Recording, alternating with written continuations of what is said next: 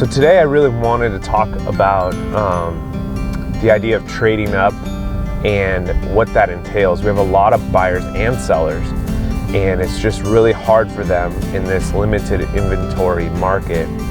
to be able to buy something that they want when they have to sell their house. And so what I really try to get some of my clients to consider, and I've had some pretty good success stories, which I'm going to show you 2 examples today, is putting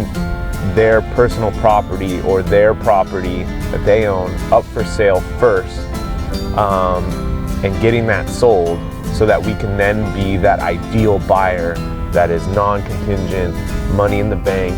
and able to go and compete against these other buyers that don't have a house to sell or a property to sell. Because if you have a contingency, that's what they call a contingency, something to sell in order to buy,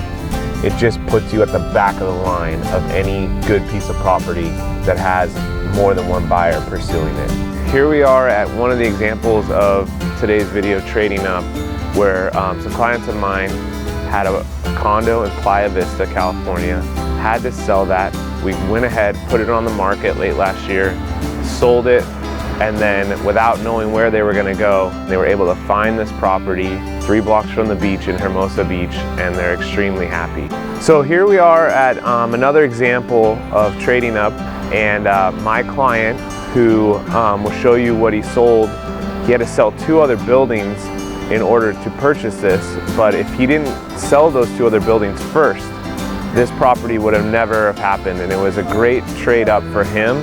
to add to his portfolio of investment property. He really wanted to trade up. We didn't know about the Pier Avenue property until after we had put these up for sale, sold them quickly, and closed them. And we actually pursued Pier Avenue first before they were actually closed,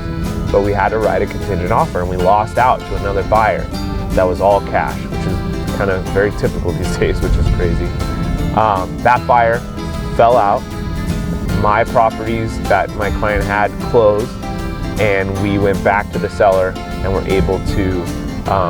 put a deal together where he was able to trade up. We've had a lot of success stories. These are only 2 examples, but we're very familiar and very experienced on how to handle these situations, and highly recommend it, and would love it if you guys want to call us to help you, guide you through this process.